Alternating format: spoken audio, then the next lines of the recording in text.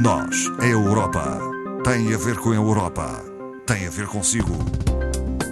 À sexta, uma reflexão sobre a atualidade europeia. Nós é Europa hoje com a doutora Ana Rita Barros, formadora do Centro de Informação Europeia Jacques Delors. Boa tarde, doutora Ana Rita. Muito boa tarde, Ana Marta. Primeiro, o tema que vamos abordar tem a ver com o presidente do Conselho Europeu, o belga Charles Michel, que anunciou a sua saída.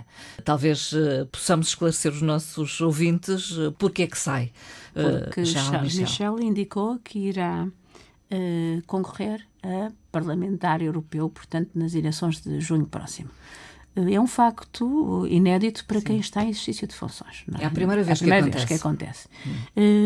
Ainda se pensou que Charles Michel apenas iria fazer campanha e não assumiria o lugar de parlamentar, mas ele diz que sim, se for eleito, irá assumir o seu assento como membro do Parlamento Europeu.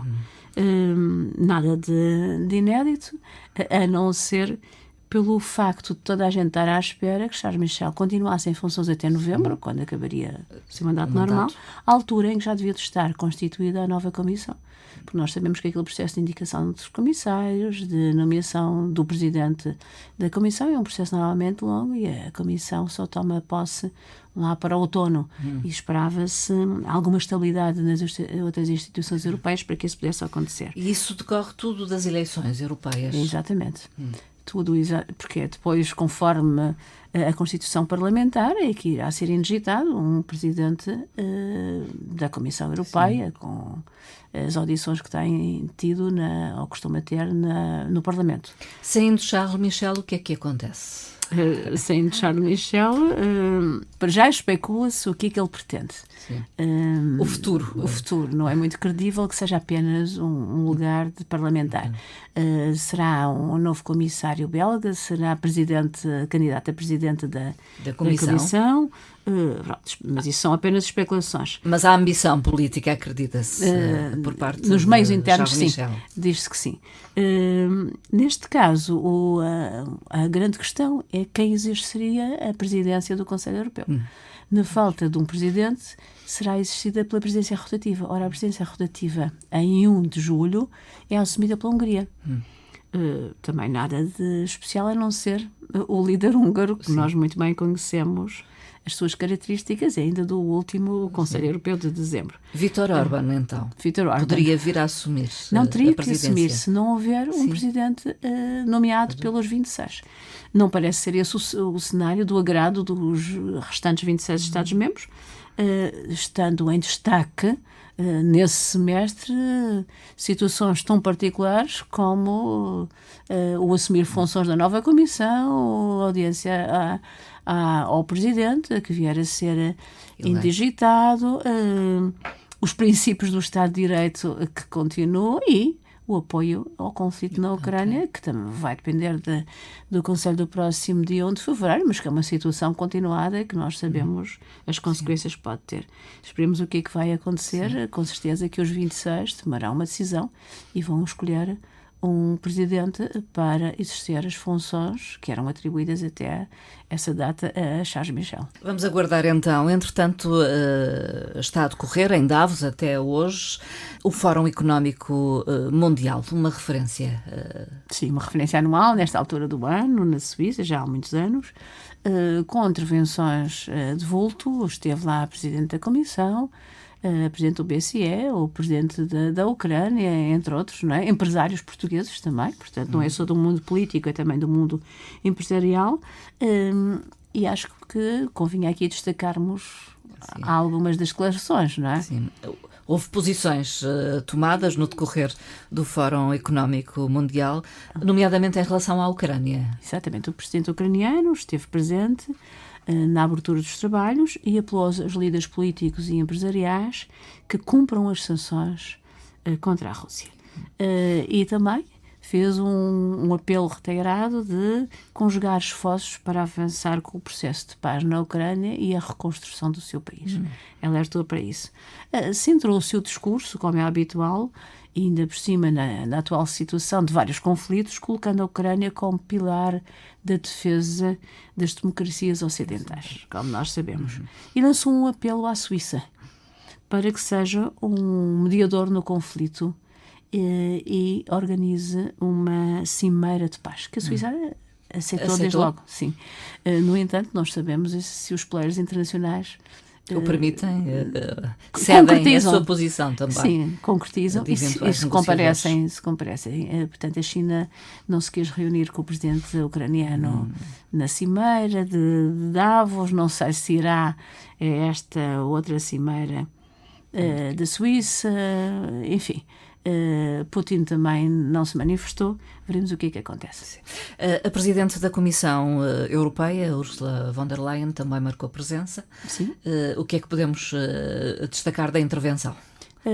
Focou o seu discurso à volta da inteligência artificial, que foi regulamentada há muito pouco tempo, não é?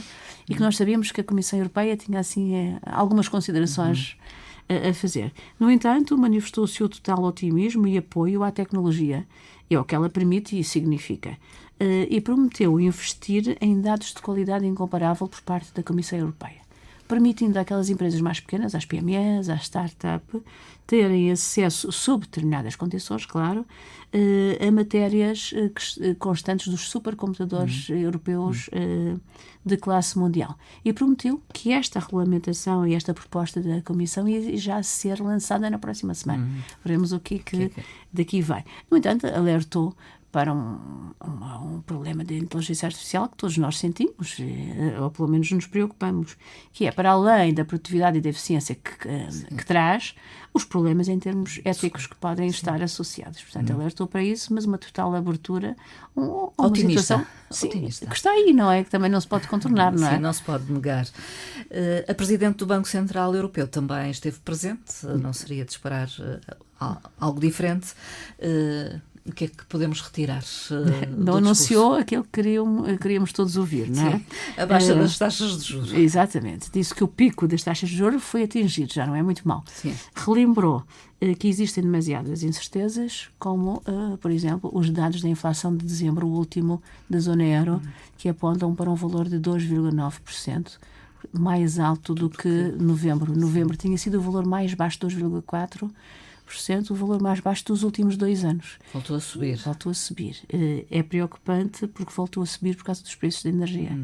E, além disso, a situação atual no Mar Vermelho, aquelas disrupções que existem ali, não vão ter consequências muito benéficas para os preços. Para já, o aumento do preço dos fretes é também, por inerência, o aumento do preço dos produtos.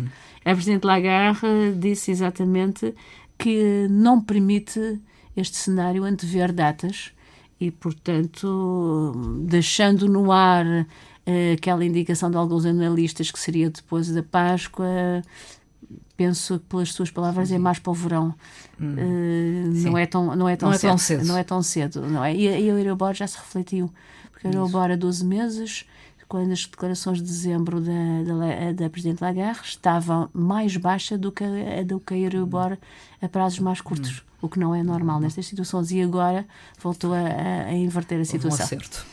A União Europeia quer eliminar o ecobranqueamento. O que é isto, doutora? É mais um dos branqueamentos, não é? Mais um dos branqueamentos. É a prática de informação em rótulos ou etiquetas de determinados produtos, de que um produto tem um impacto mínimo ou nulo em termos de sustentabilidade ambiental, quando no fundo isso não se verifica como verdadeiro quanto às suas origens, não é? E há uma grande insatisfação dos consumidores nesse aspecto. 86% dos consumidores dizem que não se sentem confortáveis nem com a duração dos produtos, nem com a reparação prometida, que muitas vezes não acontece. Ou portanto, percebem-se que há ali alguma informação que não é correta. O que a União pretende garantir, e esta situação já foi discutida esta semana pelo Parlamento, é que as informações sobre o impacto no meio ambiente, a durabilidade, os processos de produção, a composição, as condições de reparação, sejam emanadas por fontes verificáveis.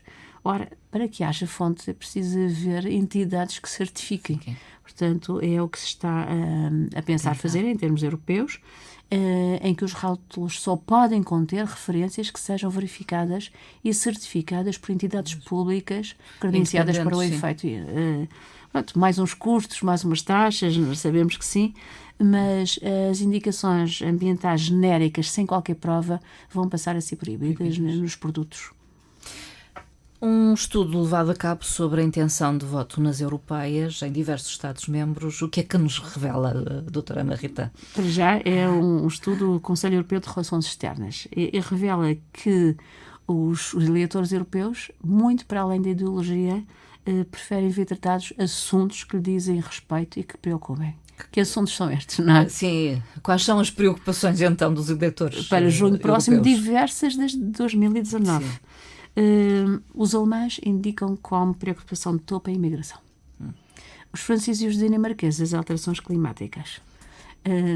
É preciso ver que aqueles que indicam as alterações climáticas como o seu principal problema, veem na União Europeia a solução para esta questão. Ou seja, veem que a posição mundial na União Europeia beneficia a resolução destes problemas. Enquanto que a imigração normalmente é vista como uma solução a nível interno. Portanto, doméstico. Sim, portanto, tem que do próprio país. E nós sabemos que a Alemanha tem acolhido muitos migrantes. Em termos de faixa etária, as faixas etárias mais elevadas têm mais preocupações com a imigração do que com as alterações climáticas. Com as alterações climáticas. Em termos geográficos, também umas grandes divergências. Os portugueses e os italianos preocupam-se muito com as flutuações económicas. Muito ainda resultado das intervenções das troicas relativamente à crise financeira que foi num passado recente.